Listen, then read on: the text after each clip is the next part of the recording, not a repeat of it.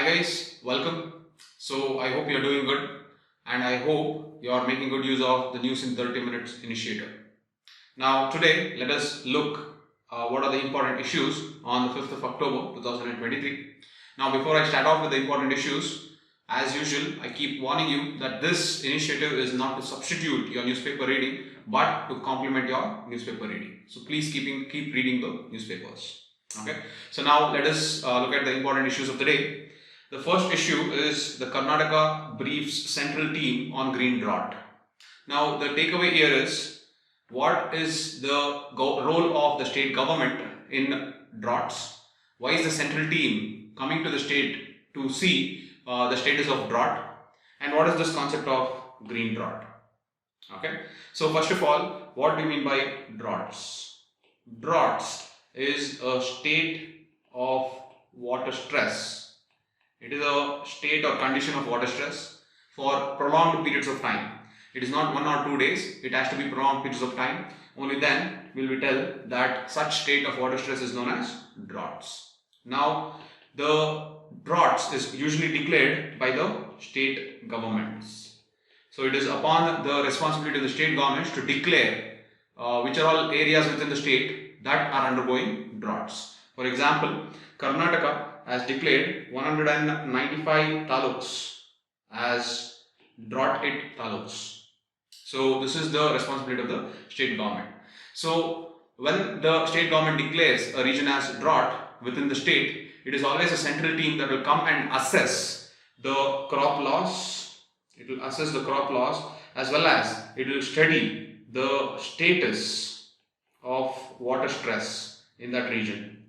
Now it will just make sure the authenticity of that declaration, and on the basis of that, compensation by the central to the state government will be given. So before the compensation is given in any way as a national disaster relief measure, before that a central team will come to the state and provide an assessment of what is the status of drought in that particular region, which is declared as a drought hit region by a particular state government. So this is how the mechanism works.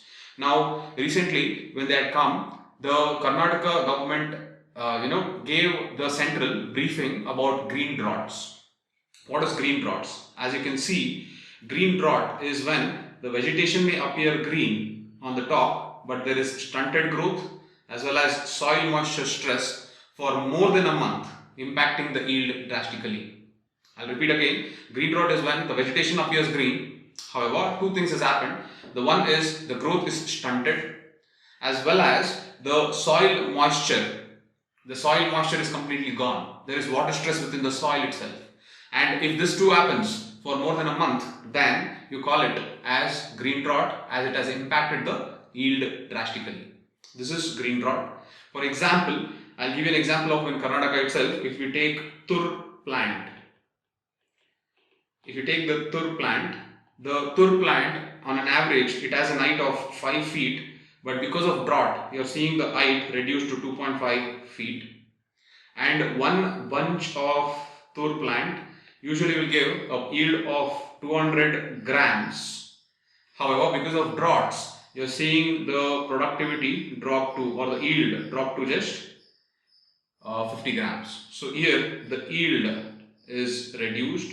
Here there is stunted growth. So though there is greenery, though you are seeing the tur plant in the fields, the growth is stunted as well as the yield is reduced, and this effect is what you call as green droughts. So this is a concept of green drought. I hope it is clear. Alright, so let us go to the next issue of the day. The next issue is the IASC's invention as a step towards water security. So what is this invention all about? First, before I talk about this invention, you should know about the status of waste water in India. Okay, according to CPCB, 72,368 million liters of wastewater is generated every day. That is huge. 72,368 million liters of wastewater is generated every day in urban India. Okay, and what is unfortunate is out of the 72,368 million liters, only 28% is treated. Only 28% is treated as well as recycled. Now this is very, very poor. Okay, most of the rest of it is left into the water bodies, which act as a very dangerous pollutants in our fresh water bodies. So this wastewater that is generated usually has to be treated, and to treat this we have something called natural enzymes. See, what is the importance of natural enzymes is, these natural enzymes will break down, it will break down the harmful pollutants, it will break down the harmful pollutants into biodegradable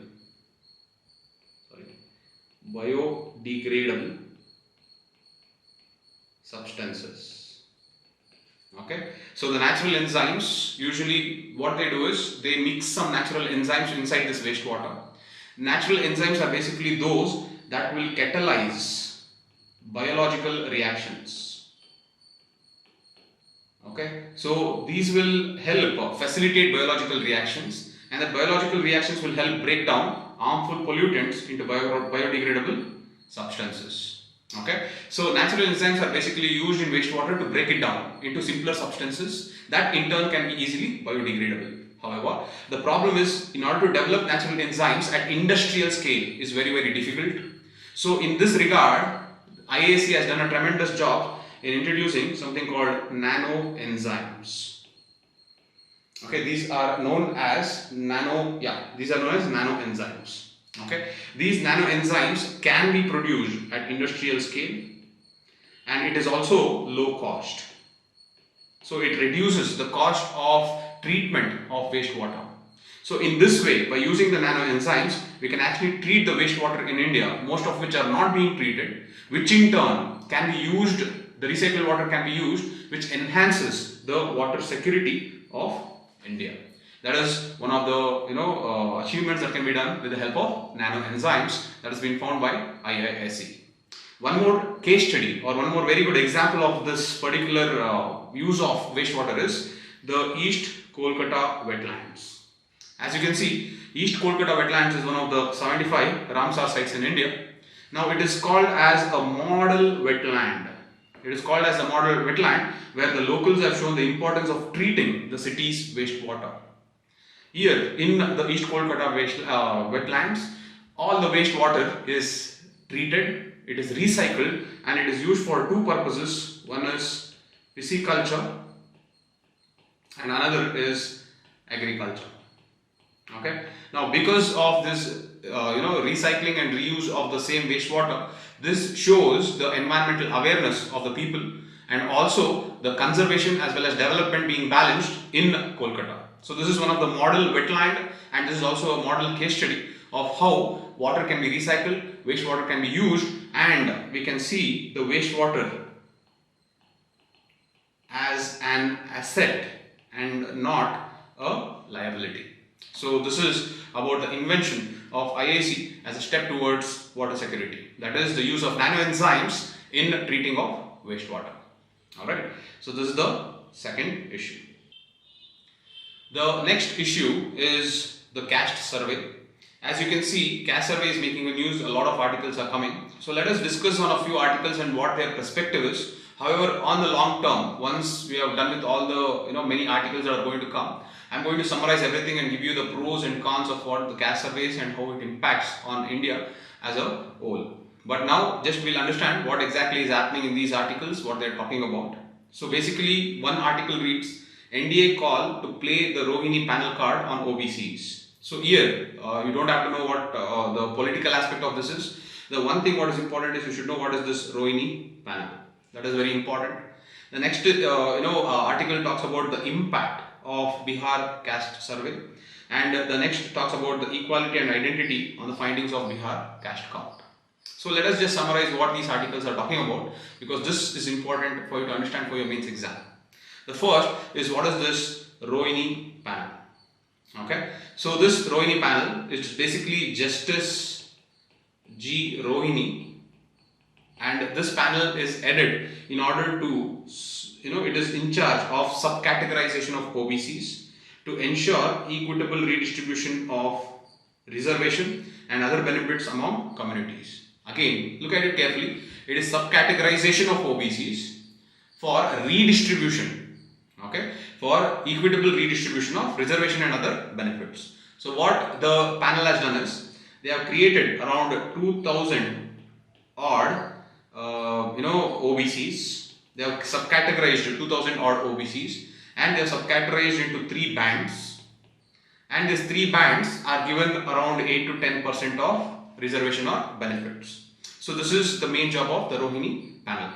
Alright, this is basically to make sure that those communities which are not received the benefits of reservation will get the benefits eventually. That is the main idea of Rohini panel's subcategorization of OBCs. But what is one important fact that this panel has come out is there are 983 castes. There are 983 castes which has received no benefits of reservation. This is very wrong, correct? And then there is another 994 castes. This has received only 2.68% of reservation from the total pie of 27% quota that is segregated for or dedicated to OBCs. I'll repeat again. Two findings of Rohini panel is there are 983 castes that have received no benefits from the reservation, and then there are 994 castes that have received just 2.68% of the chunk of 27% of reservation dedicated to OBCs. Now this shows that huge amount of or huge categories of castes are there within the OBCs which are not receiving the benefits that were actually dedicated for these communities. Now this is what is the Rohini panel on subcategorization of OBCs. Will the central government implement this? Will the central government come out with the socio-economic caste census at the national level? So all these are some debates that are going on. Let us see what will happen. However, this is what is the Rohini panel. The next is the equality and identity on the findings of the Bihar caste count. Now here what you should understand is because of the Mandal Commission in the 1990s, the OBCs got a reservation of up to 27% in the government employment as well as the government education, correct? So this 27% was reserved for OBCs. Now in the Bihar findings, what they realized is in the Bihar caste census, 63% of the population are OBCs and extremely backward classes. Now look, there is 63% of the population that is getting only the reservation of up to 27%. How is it, distributive justice? This is the question. So if there has to be distributive justice, you have to increase the reservation percentage of 27% to more, because 63% of the state population is OBCs and EBCs. This is redistributive justice. Okay. So the caste survey shows how 63% of the OBCs and EWCs can or should receive more reservation to enjoy more benefits, and hence will help in assuring the redistributive justice. So this is the overall essence of this particular article. Now there is one more article that talks about the impact of Bihar caste survey. Now to just put you or give you a little perspective, there was the socio-economic caste census that was done in 2011.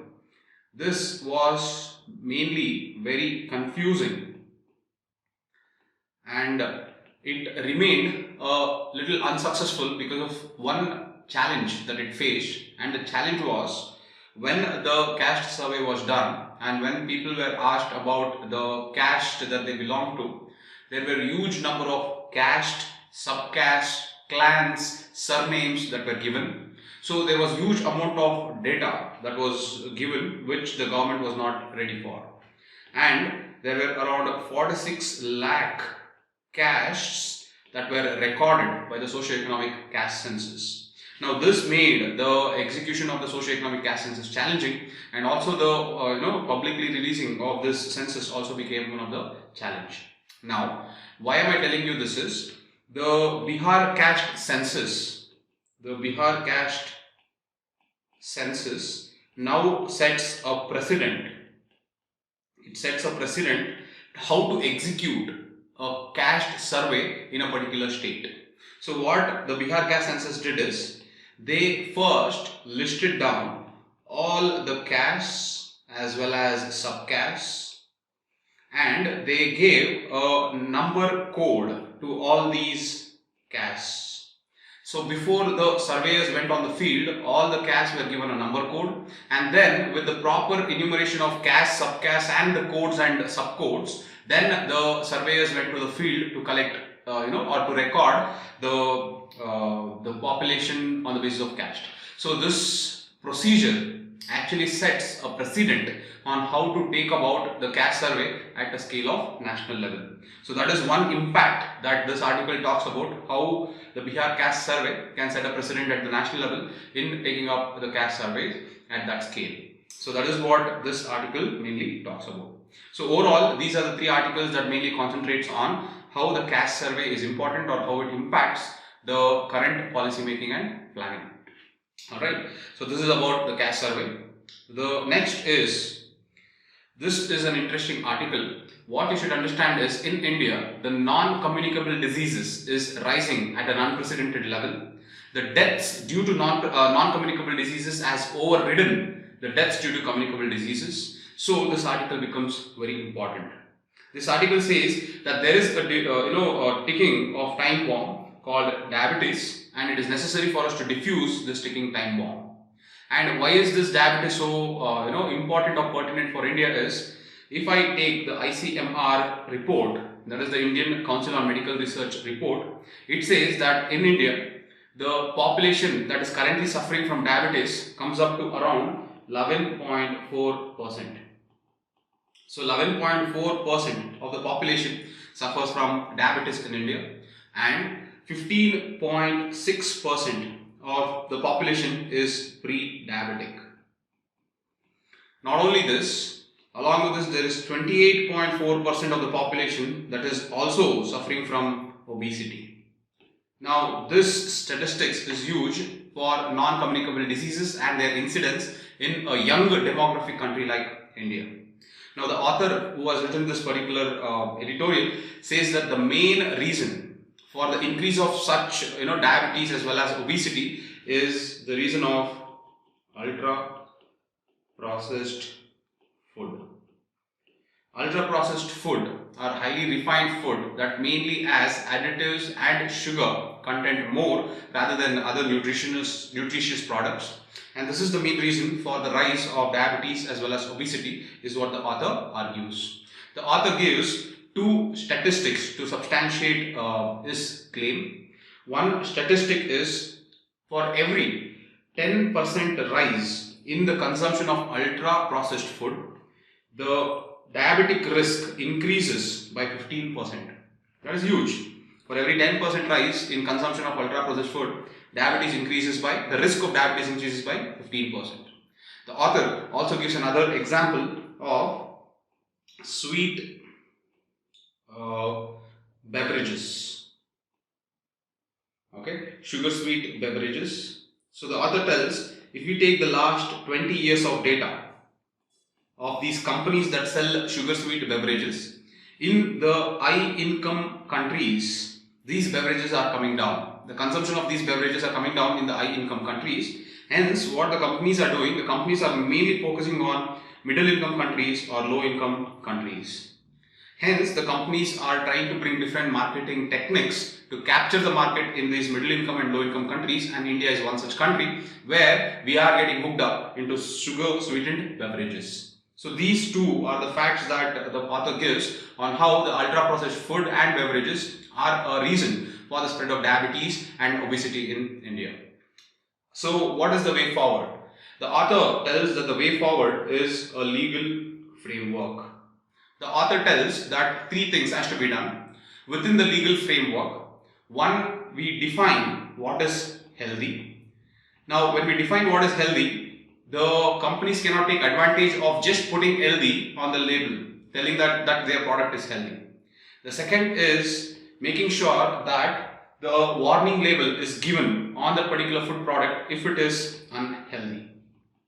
So that warning should be very explicit if it is unhealthy.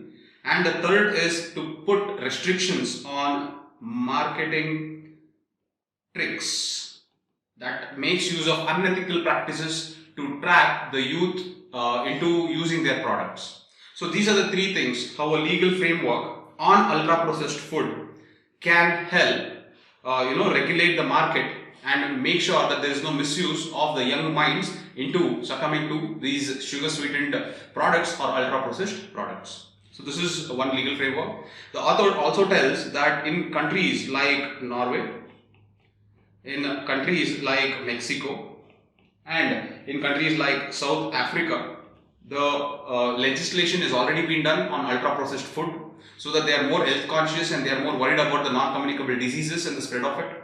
Also, the author gives another example of an act that is already there in India, and that act is infant milk substitutes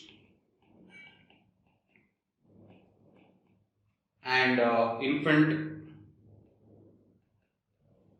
food act. So what happens is, in this infant milk substitutes and infant food act, the regulation is mainly not to do in any type of misuse with respect to infant food beverages as well as food bottles. So this act is a legal framework to stop any type of misuse in the realm of food for infants. So the author tells that we can use the same act and replicate the same act for ultra processed food. So this is what this article mainly talks about. And we have to heed to this particular author's concern because of the increase and the exponential rise of non-communicable diseases and their incidence in India. So this is what the this article mainly talks about, and I hope it helped you.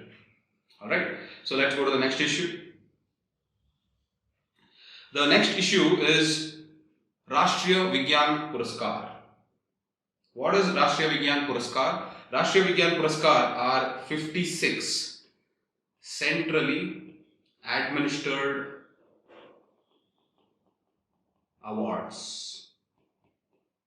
So there were different awards that were given to scientists, technologists and innovators. So now what the government has done is, the government has brought everything into one umbrella, just like Padma Awards. So remember, in Padma Awards, you have three levels. You have Padma Shri, then you have Padma Bhushan, and then you have Padma Vibhushan. Correct? So these are the three levels. Padma Vibhushan is the second highest civilian award, the first being Bharat Ratna. However, the Padma awards are at three levels. So what the government has done is, the government has replicated the same hierarchy with respect to Rashtriya Vigyan Puraskar. So Rashtriya Vigyan Puraskar also has three levels. It has Vigyan SSB, it has Vigyan Shri, and also it has Vigyan Ratna. Okay, so these are the three awards. The Vigyan SSB, that is Shanti Swarup Bhatnagar Award, is basically given in the realm of science for young scientists. It is given for young scientists. So these young scientists must be less than or equal to 45 years old. That is what is Vigyan SSB award. The next is Vigyan Shri. This is given for any distinguished scientist in the realm of science. And Vigyan Ratna is also given as a lifetime achievement award in the realm of science. So these are the three levels of Rashtriya Vigyan Puraskar. Now along with this, you have something called Vigyan Team Awards. Okay, so at the end of the day, you have four different divisions. Now, as I told you, Vigyan SSB, that is Shanti Swarup Bhatnagar Award, is given to scientists less than or equal to 45 years. Whereas Vigyan Shri and Vigyan Ratna, there is no age limit. There is no age limit. And one more thing is, this Vigyan Ratna, Vigyan Shri and Vigyan SSB, these are basically also eligible for persons of Indian origins. So persons of Indian origins can also get these awards. However, Vigyan Team Awards is not eligible for persons of Indian origins. So PIOs cannot get Vigyan Team Awards. So this is the setup. Now annually they are given this award. They are nothing but 56 centrally administered awards. So how is that 56 divided? This is how it is. You have 3 Vigyan Ratna, you have 25 Vigyan Shri, you have 25 Vigyan SSB, and then you have 3 of Vigyan Team Awards. So overall you have 56 Rashtriya Vigyan Puraskar that is being given. Now this is mainly making on the lines of Padma Shri Awards, and you should also remember Padma Shri Awards as no monetary component, that is you have no money component in it, and in the same manner, on the same lines, the Rashtriya Vigyan Puraskar also has no money component. So that is another aspect. So there's a debate, is it good, is it bad, will it provide motivation, or will it, is that money doesn't matter for scientists. So this is some issue that is happening. However, this is the overall makeup of Rashtriya Vigyan Puraskar. Awards becoming important of late in prelims, you should have an idea about these awards. So this is about this issue. So these are the issues of today, and I hope it has been helpful. And please make sure that you read the newspapers as well regarding these issues. And one request is, please make sure you like, share and subscribe, so that as you people do that, it will motivate me to be regular and motivate me to keep posting regularly as possible. So I hope you enjoyed the session. I'll meet you tomorrow, guys. Thank you so much. Bye.